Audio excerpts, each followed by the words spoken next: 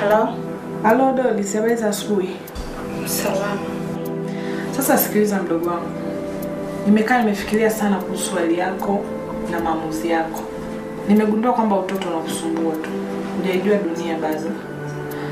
Mimi kama dada yako na kila sababu ya kukusaidia. Iwe kimawazo au kihali. Ndio dada. Mdogo wangu, kumbuka hii ni dunia na kila mtu anakimbia kwa mbio zake. Lakini lengo letu wote ni moja, kupata nafuu kimaisha. Hakuna mtu anayependa maisha ya dhiki. Mimi naongea hivi kama dada yako ulotangulia kuliona jua.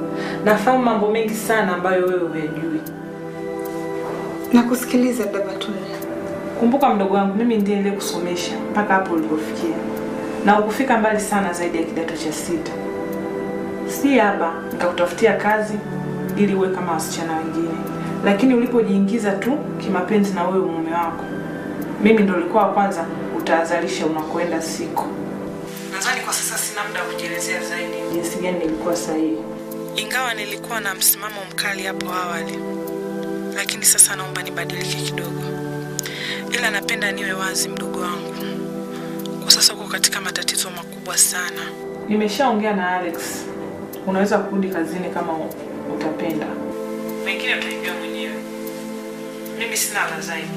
Kaa, fikiria, amua. Life goes on.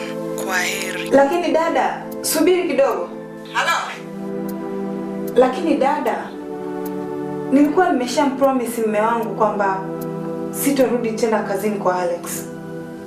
Kwa sababu Alex alikuwa akinitaka kimapenzi.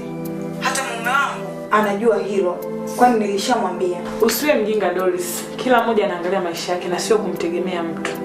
Sasa ukataa kurudi, atamudu kuhudumia. Lakini kichwani mwako. Bye.